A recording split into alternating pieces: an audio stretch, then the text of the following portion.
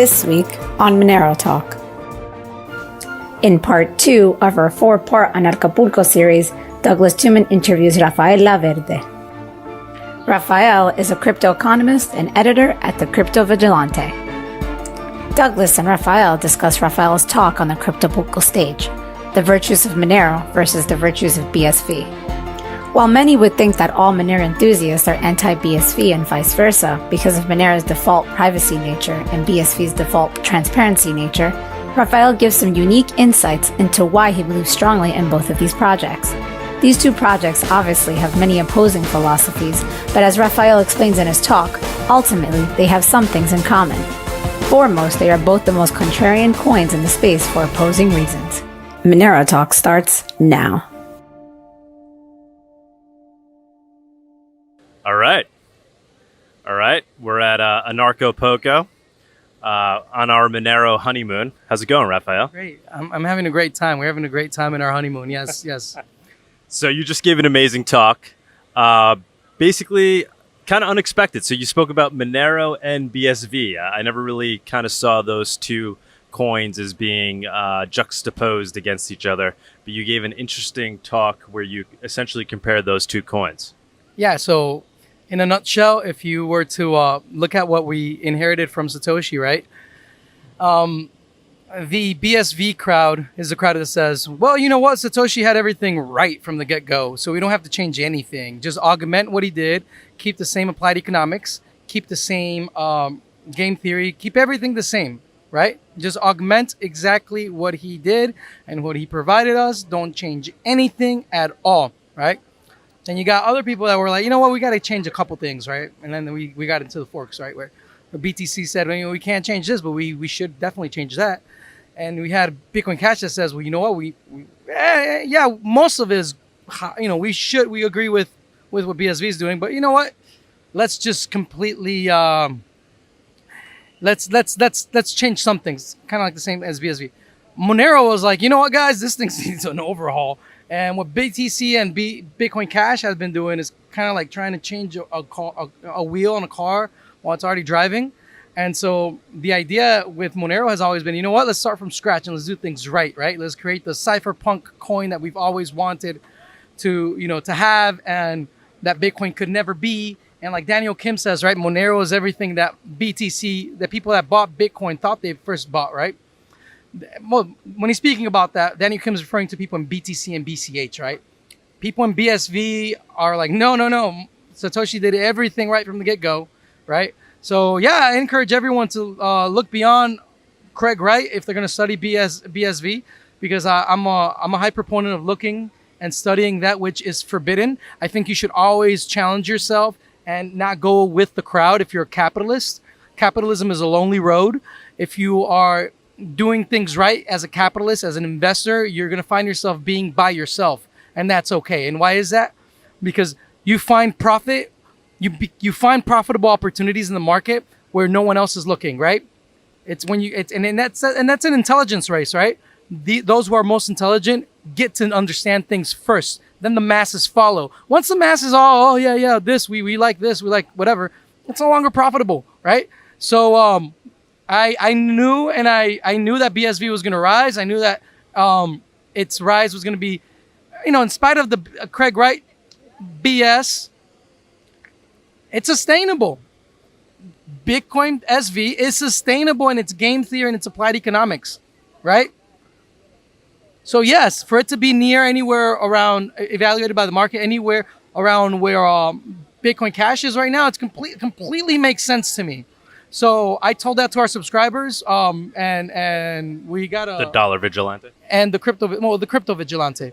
The Crypto Vigilante, someone to the Dollar Vigilante, and we saw a 925% gain in BSV, and it's sustainable right now. It's still over $350 now. Well, definitely what we tell everyone is that the coin right now that's at a bargain is Monero by far. I mean, how immature of this market not to value Monero, right?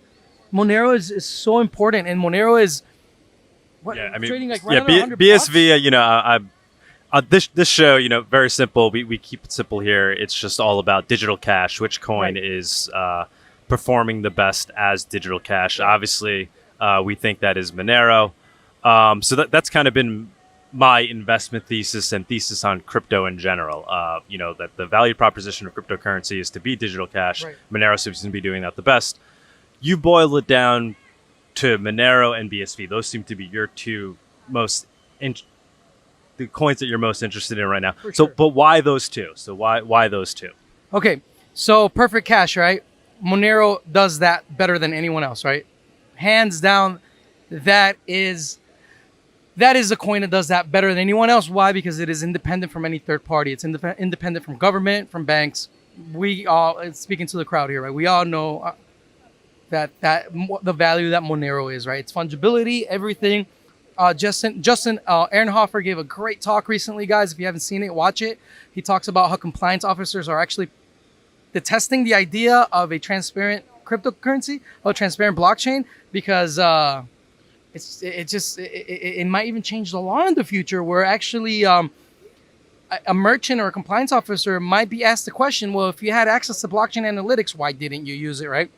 Okay. Right. It's forcing companies to basically have to do more than they used to have to do in terms of compliance because of the technology.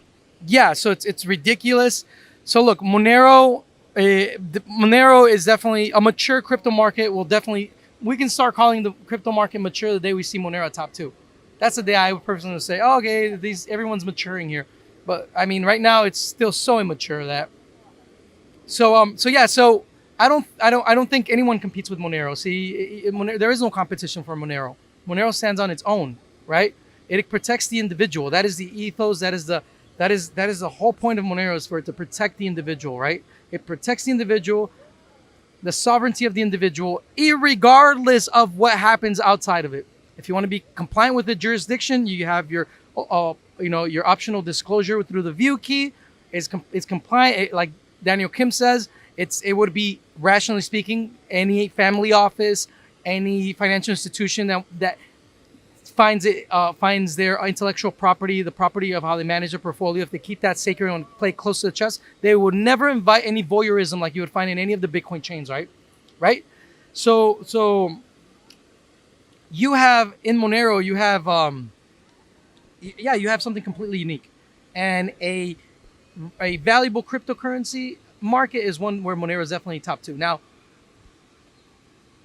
BSV is diametrically the opposite of Monero. It's the opposite, completely opposite. But if you're a capitalist, you have to be willing to negotiate with all types of people, right? Not just the people that agree with you, right? We live in a world where 1 billion Muslims, they're not going to change overnight and become libertarian.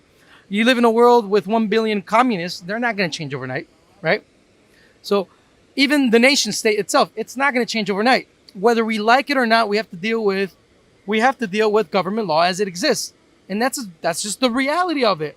That's why Daniel Kim offers the service that he does with his consulting service, right? Because he is someone that understands the world as is and is able to help people navigate, right? And people in the crypto space navigate with this. So to be stoic is very important, right? And so we have Monero's best exemplified by the agorist teaching of Samuel Edward Konkin III. If you guys have not read the New Libertarian Manifesto, I highly recommend do a Google search on it and read it right now. You're not gonna drop it. If you love Monero, you are not going to stop reading the New Libertarian Manifesto by ECK III. You're not gonna drop. Trust me, you will read the philosophy of Monero, and it's just you're not gonna be able to put this down. I also recommend reading the Agorist Primer by Konkin.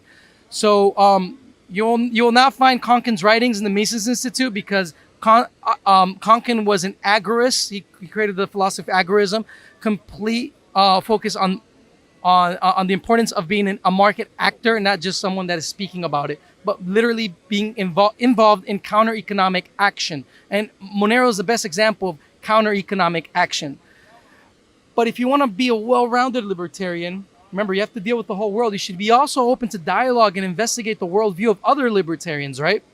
So the objectivist crowd that we barely saw come up in crypto it's very valuable, and they're stoic, and they objectivists. Read Ayn Rand, right?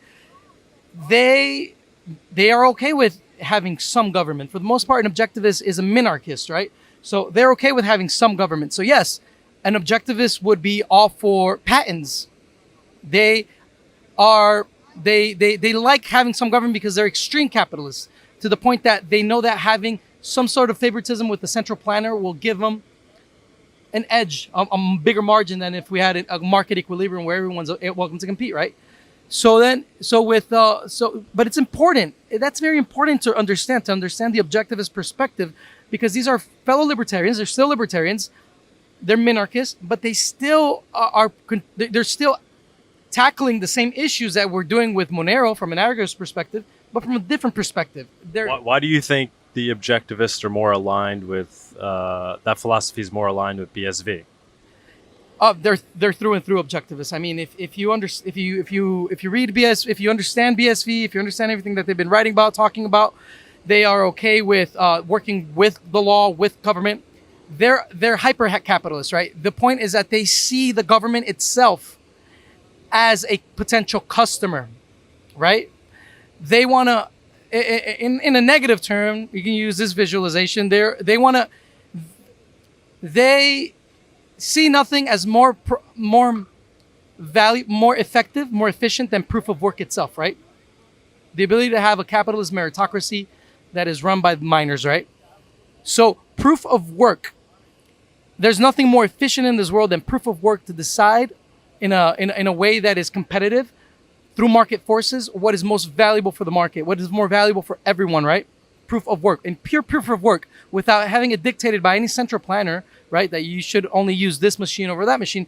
That proof of work allows us to enter into what would be called a Stackelberg competition, where he or she who creates the most value or more profit for the whole entire network takes the lead, right? Now, if you're profitable and you see government itself as a potential client, you're going to be able to through proof of work itself, start being more efficient in giving the world the provisions that we're accustomed to have government provide for us, right? To the point that government becomes more and more obsolete over time, to the point that, we can have cryptographic law, Lex Cryptographia, right? And we don't have Lex Cryptographia yet, right? But what I'm trying to say is that proof of work destroys politics. Proof of work destroys government as we know it and supplants it with a minor meritocracy, right?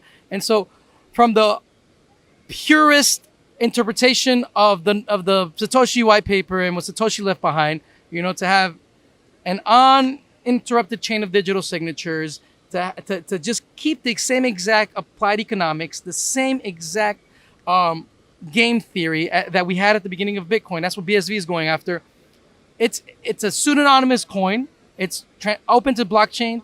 It's open to blockchain analytics, right? Which I know as people in Monero, we don't like that.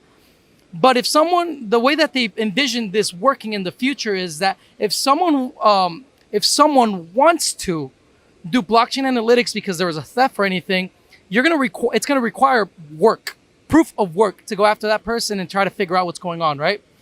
Something that I found interesting in BSV is that even the wallet architecture and the way that they use Bitcoin wallets is completely different than anything I've seen in Bitcoin Cash or BTC. Like, for example, for them, an understanding of how you make a merchant payment, it's not the payee who registers the transaction onto the blockchain. No, it's the merchant. So when you have the merchant take responsibility of registering the transaction to the blockchain, it's the merchant's responsibility, not the payee, right? That you lessen any possibility of there being a double spend, right? So it's things like that I think are important to keep in mind, And there's nothing wrong with having options in the market, right? So I think, did I answer your question? Is there more you want to? Yeah. Well, I guess the big question I would have for you is, ultimately, what world would you want to live in the future? So would you rather live in a Monero world where everybody's using Monero and is transacting on this obscured blockchain where everything's recorded. The truth is preserved in terms of transactions, but everybody still maintains their liberties and individualities because the transactions themselves are obscured? Or do you want to live in a BSV world, where once again the transactions are secured, and we can trust them, but also we then can actually view and see them, and individual liberties and individualities, I believe, are deteriorated at that point because of that. So kind of seeing that both of these technologies exist, you fundamentally boiled it down to these two kind of being the two ones to look at. But Right. you personally, which world do you want to live in? Do you want to live in a Monero world or a BSV world? I think a hybrid world. It's not a matter of either or both and. Government. I do not want government to be able to hide funds. Hell no. I think government officials would love to use Monero, honestly. So if they use Monero, we should enforce that they always provide the view key, right? So I don't know. I mean, I don't know what the future holds, but that's the thing with Monero. That you always have that option to show your funds. yeah, and to exactly. So I think. Yeah, it's a difficult question. It would be a hybrid question, a hybrid of sorts, where we make sure that if government uses Monero, they have to constantly by default use the view key, right? If government and then the individual can use the just the default privacy features, right? What would a world without government look like? What would a world without central banks look like, right? I mean, you're part of the question implies that we still have the gravity of the state and the central banks, right?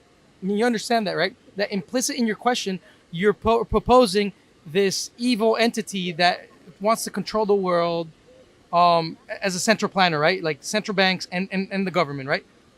So implicitly, yes, as of right now, when you point that question, obviously it would be Monero, right? But if you and I were to imagine a world without these entities. Imagine we were living in complete liberty and freedom, where it's open to complete market competition. And then, I mean, I don't know. Would we want a coin that does not provide accountability? I don't know. I think with the world as it is right now, let's be stoic. A Monero would be the answer to my question. But if I were to imagine a world. Well, because I think it's that technology is what gets you to that world, right? So you need these liberty-preserving technologies to get to this utopia you're speaking about, right? And that's ultimately what preserves it. So, so maybe we're getting really kind of out there right now. No, but yeah, so good. In a very distant future, if Monero were to be the backbone of the entire global financial system. And essentially governments are not what they are today, you would still want this liberty-preserving technology to be in place to prevent the rise of new tyrants, whether they're governments or different powerful entities that are misusing something like a transparent ledger to track people. And so my point being, if it's not government, it would be something else, right? Something else. So the idea is that it's that technology that would allow you to preserve these individual liberties and prevent the rise of tyranny. So here, let me break this down for you, right? And a lot of this has to do with not literally using a medium of exchange, but about having a decentralized lex cryptography, right? Cryptographic law, right? Whatever that may be, a competitive system of law, something that is akin to what we had back in the days of mercantile law, right? If that's okay, then let's go back to the philosophical level, right? We have the agorist perspective, right? Counter-economic model of a medium of exchange, Monero, right? That does the cliche, right? It creates an alternative system to make the existing one obsolete. Good, we're all in line with that, right? BSV offers something that was never seen before. It was like, no, we actually are going to be the poison that government drinks and that destroys itself from within. via the market forces, right? The difference is, again, an objectivist from BSV would say, well, I agree with limited government. They're minarchists, right? And they think that proof of work in the free market can take care of everything but a couple things. And a lot of it would be like the law, right? The law and then the enforcement of the law, contracts and all that. Right. My argument to them would be like, well, if you say that there's nothing more efficient than proof of work, and that proof of work is better than anything that government offers, and that it makes everything more efficient than anything government offers, and what are you to say that last little bit of government that a minarchist envisions cannot be provided for that service be provided for better in the free market? So from a minarchist to an anarchist is just literally a step. And it's literally a step. Now, again, Rothbard told us that intense capitalists, like objectivists tend to be, Rothbard said that when you have complete freedom in the economy and everyone's available to compete, profit margins lessen, because now not only can this guy sell coffee, but this girl walking by sells coffee, that other guy sells coffee, so margins, right? So the extreme capitalist wants a little bit of minarchy, right? A little bit of someone that they can buddy up to, right? To get favoritism, to get more of a profit margin, right? Look, I completely agree with you. I think that from a minarchist to an anarchist is just but if we come to that point in the future where we have even if we come to the BSV ideal where we have like a small government, right? Really, really small government, right? What's to keep that from being completely obliterated by the power of the market? Nothing. If everything else that a government offered was obliterated, but this also could be taken over by government, by the free market, right? By competitive offerings within the market. Why do we stop at minarchy, right? I don't think that makes sense. Logically, it doesn't make sense. And whenever I pose this question to someone in BSV, the conversation stops. And sometimes that makes me think that they're undercover anarchists. And as an exclusive to your show, I would say, actually, I posed the same exact question to Craig Wright. And I was like, well, what do you think? Is there anything more efficient that government provides than proof of work? No, he said. Is there anything, this was on Twitter, everyone saw it, right? It was on Twitter. Then if there's something that government provides, is there anything that government does is more efficient than proof of work? No. So the logical conclusion of that, well, therefore, there's nothing, therefore, you don't need government once you have proof of work, and you're seeking value and profit via proof of work in different areas of the economy, even those that are provided for by the state right now. So no, 100% I agree with you. The thing lacking with Monero is the cryptographic law, is competitive legal systems, and we don't have that right now. And and my thesis on this is that I don't think we will be able to have that until a fungible medium of exchange is established, right? You first need a foundation, right? Monero is that foundation, right? A medium of exchange. Like one thing that, if anyone that's working on Tari, I implore you, don't create a Tari coin. Don't do that. You already have your base layer of liquidity, which is Monero, right? It's fungible by design. It's the best cryptocurrency, as the word currency says it, right? Currency. It's fungible by design, right? You don't need another competitor to Monero. Plus, Monero is going to price it out. Even if you were to create a Tari coin, it's going to price it out. But yes, create the non-fungible tokens that Tari is envisioning. But yeah, please use Monero. Don't create a Tari coin. Create non-fungible tokens like they're talking about. Like digital assets that are non-fungible, like tokens and all these things that they want to envision that are non-fungible, right? Because that's how we start building. For securities, that's how we start building an optional means of interacting and collaborating with one another, right? Unfortunately, outside of a medium of exchange, when you talk about the law, the best that we have in this world to cooperate and to settle disputes is government law, right? And the best you can do is seek the government law, the jurisdiction that is more freedom-loving and that will respect your autonomy as an individual the best, right? But until we have market options for law, I mean, someone like a group like BSV will have something to hold on to, and something that Monero won't have, right? So, but again, Monero is a foundation to build alternative systems of cooperation and dispute resolution, right?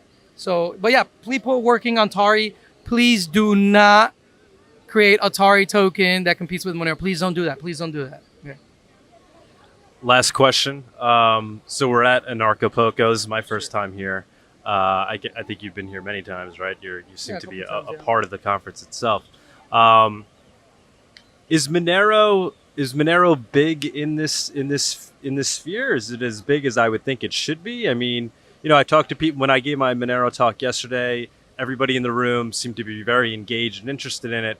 But I'm almost surprised that there aren't more Monero fanatics here at an anarchist conference than we're seeing. Is there a disconnect there in terms of information? Yeah. What's your take there?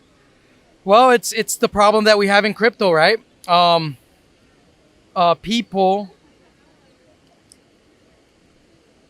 Look. I'm here with you, and I juxtapose BSV with you and them, right? And Monero, right? And I think it's a fair discussion to have, and we should have. And you should be able. The worst thing you can do is surround yourself within an echo chamber. People in Monero can learn a lot from other strong network of investors, right? The worst you can do is surround yourself with an echo chamber. Don't do that. You're doing yourself a disfavor. You have to start looking at the entire world as your potential client. Heck, even the central banks and the state, look at them as your potential future clients. Literally, because we're creating the arcs of that's going to hold up the financial system once everything plummets. Once we expect everything to just fail with all of this craziness from the central banks, right? So this is you have to start looking at people and if the people that disagree with you as potential clients. Don't isolate yourself. Blocking people on Twitter, blocking people, that's nonsense. That's nonsense. Like, reach out, talk, learn from them, right? Learn from them. If you don't have time for that, that's fine. It's your prerogative. But the problem that we've had here is that people have become tribal. And how messed up tribalism is that people have even within this community, people have even lost sight of what it is that is most beneficial for them, and they've disregarded Monero. It's easy to overlook, right? When you are conditioned when you're conditioned or allow yourself to be conditioned to be tribal. Again, this is about capitalism, right? Monero is good and awesome, and it's the best medium of exchange in crypto because it's the most solid monetary properties, right? At the same time, it's I forgot what I was saying, but yeah, it's solid. It's the most solid, and yet people miss it, right? People miss it because of the tribalism, right? So it's just make sure you don't close yourself off to other people. Don't do that. And everyone's your potential client. I mean, I think I'm reiterating that a lot, but I forgot what I was going to say next, but it's okay. No. I think you pretty much answered the question. So even though the ideals of Monero align very well with, I think, the ideals of a lot of people that attend this conference in Anarchapulco, you're saying they themselves have become tribal in ways, and for whatever reason, they have blinders on when it comes to certain projects, even if those projects happen to actually idealistically align with their philosophies. Yeah, I mean, you don't. I mean, how are you going to be world money if you only allow people to participate, those that pass your libertarian purity test, right? Like, within the libertarian thinking, there are many different schools of thought. We talked about agorism, we talked about objectivism, right? They all follow the Austrian School of Economics. They all have their own interpretation of it, their own worldview, right? Neither the objectivist school of Ayn Rand or the agorist school of Konkin the Third, neither of those schools you would find information on them on the Mises Institute. Imagine that. If you go to Mises.org, you won't find any of Konkin's writings, or you won't find any of Ayn Rand's writings, because they still. But see, you have to reach out and you have to learn from other people, right? And you have to learn economics. You know, if you're on YouTube watching this right now, type Prax Girl. Prax Girl. And watch all of her videos. Praxeology is the science behind all of Austrian economics. It is a science that's underneath anarcho-capitalism, libertarian thinking, agorism, objectivism. If you understand praxeology, it's the newest of science, by the way, too. And it's the most persecuted of sciences. You barely hear any faculty in the world talk about praxeology on purpose because it empowers the individual, right? They don't want that. Go to any business school wherever in the world, they're going to teach you compliance. That's all they're going to teach you, right? And this is the box you have to work within, right? You know, get to work, right? But if you really, really want to understand and you want to free your mind as an entrepreneur, you really need to study praxeology. So watch all of Prax Girl's videos on YouTube. Then when you're done doing that, pick up Man, Economy, and State by Rothbard. Read it. Then pick up Human Action, read it, and then just keep reading. Because the only thing that stands in our way in all of this is ourselves. And whether you like it or not, we're highly influenced by communism, by Marxism, and all the flavors of Marxism, right? And when you are it's easy to fall into mistakes. And you have to understand capitalism in order to allow capitalism to flourish. Otherwise, you're always going to seek control, right? So I'll mention one more thing before you ask me another question or we finish. But we live in uncertain times, right? And the future may be uncertain, right? And when that happens, praxeology teaches us that we can either act as a gambler, as a speculator, which is an investor, or as an engineer, right? Okay, and this is going to end in the critique of Monero. Hopefully everyone can appreciate this, right? As a gambler, you're just casting lots and you're just betting on a future, right? There's no real thought into it, just whatever, right? As an investor, you're actually studying the fundamentals of what the heck we're doing, right? You study the fundamentals of Monero, right? Of Bitcoin, of everything else around you, right? That's an investor, right? And that you invest knowing that you're at least going to get back what you're going to put in, right? That's an investment, right? The other one would be that of an engineer, right? And so when faced with an uncertain future, people either act as a speculator, which is an investor, as a gambler, or as an engineer. And the engineer wants to design the future, right? Because they're scared of what the future might hold, right? We don't want that, all right? And here goes my critique of Monero. I hope that sooner or later, the Monero community, whenever that is, lets go control and allows for there to be a miner meritocracy of the Monero miners, right? I don't know when that's going to happen, but the time is going to come where Monero is going to have to make a decision and trust the free market. If the more we know social engineering is wrong, right? And the more we try to control what miners can mine, the more we're going to find ourselves having central planners for the sake of decentralization. And well, I mean, but obviously you think we should try to strive to make the network as decentralized as possible, right? So designing the protocol is the what do you mean, the stewards of the protocol?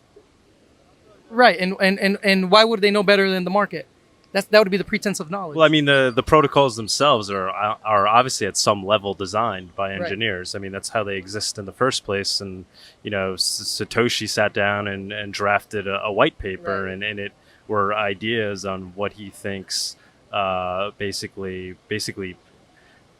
you know, describing what the most essential elements of one of these currencies need to be to exist. Right. So I talked to Fluffy Pony about this, and I joked with him. I'm like, oh, so you guys are central planning for the sake of decentralization? And he laughed, and he's like, yeah, you're right. And then I said, and I mentioned him, well, it is in the miner's incentive to secure the network, right? Wouldn't it be suicidal for a miner to hurt himself, right? And then he's like, well, you know, Raph, you're not taking into account the disincentive of miners, right? The miners might it might have a rogue group of miners that are like, we get out of this business and sell our equipment. We have buyers lined up. We're gonna attack the network, get as much money as we can, and just be gone, right? Sure. What Fluffy told me is right. There are disincentives in mining as well, but that does not cease to be suicidal to do so. To attack the network would be suicidal for a miner, right?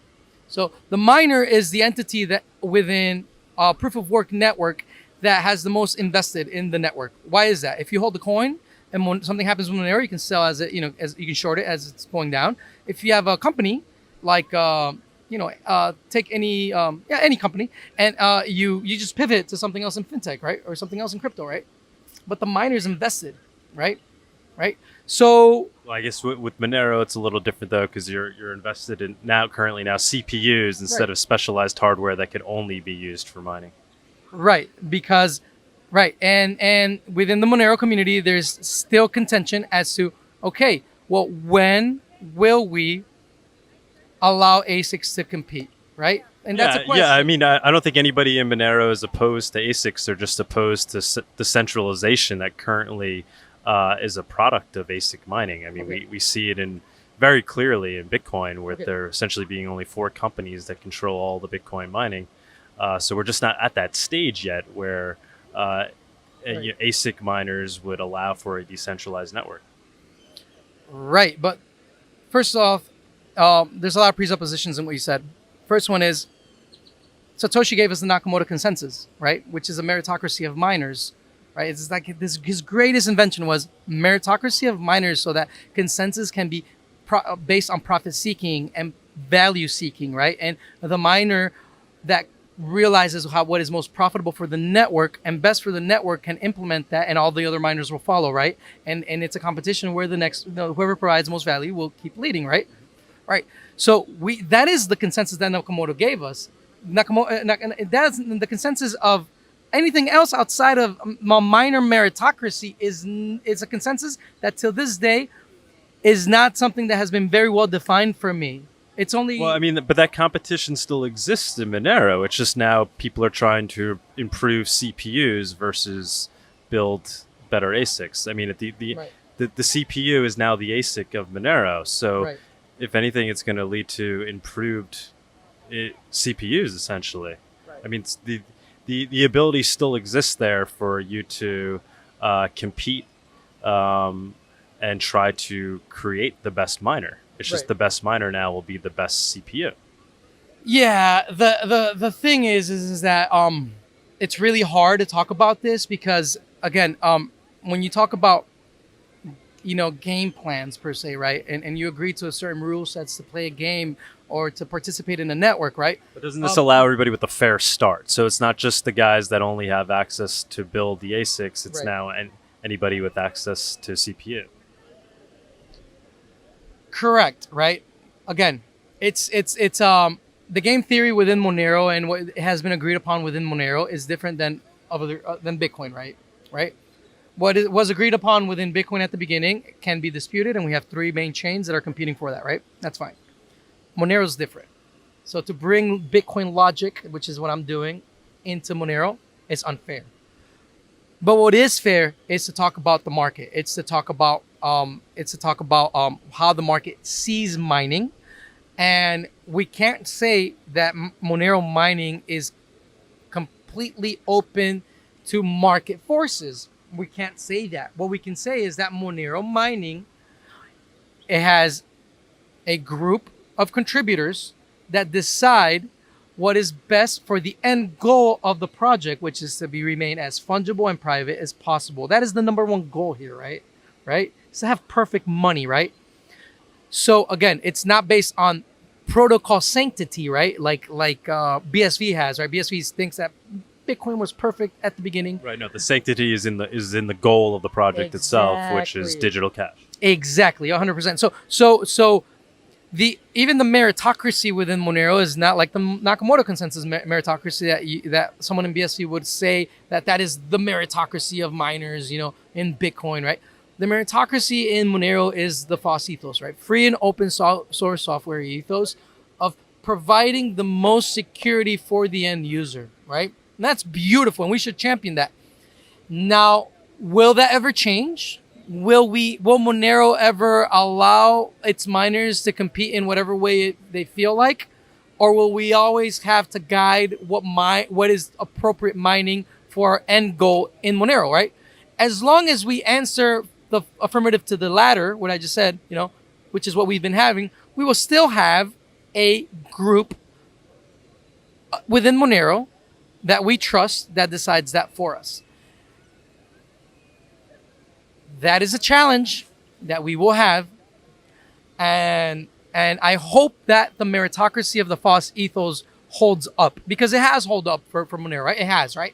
The false ethos is a meritocracy that has held up Monero and held up. So maybe Monero, 100 years from now, still operates under the false ethos, right? And it's still the meritocracy that comes forth from that cypherpunk ethos, right? And that may be it, right? Maybe this hyper-capitalism is never going to be appropriate for a coin like Monero. Maybe that's it.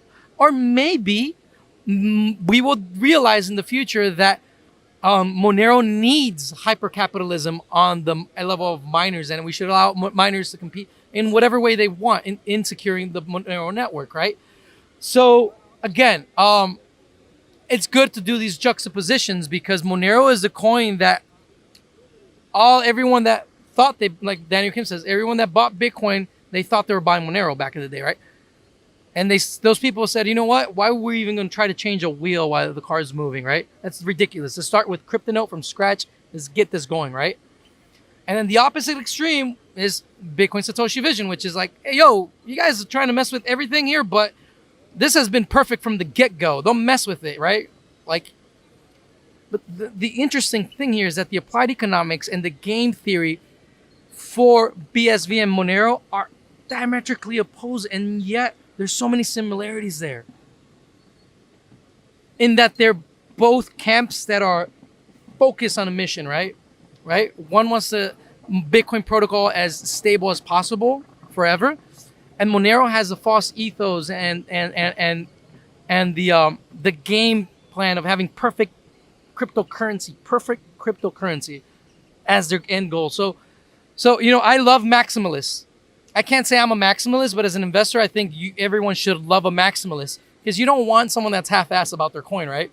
Like, oh yeah, I'm a contributor in this project, but I like altcoins. No, dude, you want the person that's like, I'm gonna die for this project. You see what I'm saying? Yeah. That's who you want to hedge your bet on. You know what I mean? So, yeah, I really, we champion Monero. Monero is our favorite coin by far, but it's good to challenge ourselves. It's good not to stick within the same echo chamber, because if we can't even dialogue amongst us libertarians, how the heck are we going to be money for the world with people that don't agree with us at all? So it's important to start thinking about everyone as a potential customer, right? Even those that you think are your enemies, they're your potential customers. And what's really going to protect you in the future is the value that you offer everyone, not just the people that agree with you. Awesome, man. Really appreciate the conversation. Yeah. Anything else? Thanks for I think we're good. Thanks for getting us involved in this conference and helping spread the good word of Monero in an honest way, in an intellectual way, with intellectual honesty. I'm, as I've said personally, BSV is really something that I've never really looked into. I'm a digital cash maximalist, and that's why I've arrived at Monero. But I definitely do appreciate being open-minded with all projects, because you never know where you're going to learn, right, where your project is lacking and where your project may need improvement. So let me say one thing, right? No one here, I'm very unique in my opinion, right? I speak for myself amongst my coworkers and, the team, right? The Dollar Vigilante and the Crypto Vigilante team. We all have different perspectives, right? Mr. X sees the world from more of the BTC mine, which is the most popular mine worldview within Monero, and he's a Monero maximalist, right? And so we created this amazing environment where we have rigorous debate constantly, right? Mr. X, myself, Jeff Berwick, Ed Bugos, Cash App, everyone in the team, constantly, we really challenge one another, and we all have our own biases, but that's the value of not being caught up in an echo chamber. So whatever you do, stop hanging out with people that agree with you. Like, literally reach out to other people, because that is, you're only hurting yourself. If you stay Totally within agree. an echo chamber, you're only hurting yourself. Like, look at everyone as a potential client. Look at everyone as a potential client. If you're a subscriber to the Dollar Vigilante or Crypto Vigilante, you will find that Mr. X agrees with the majority opinion within Monero. He is a Monero maximalist, loves BTC. I am a complete big blocker. Like, if you guys didn't notice, it's obvious, right? That's where I come from. Mr. X is a small blocker, right? So the majority of other spaces in crypto are very monolithic, and I think that's a disservice to people. I think it's important to talk to people that disagree with you. I think that's more important than talking to people that agree with you, honestly. Yeah, 100%. That's where you're going to learn new things. Exactly, yes. All right, brother. Appreciate it. Thank you. Thank you Great for talk. having me. Great talking to you, yes. All right, that's it.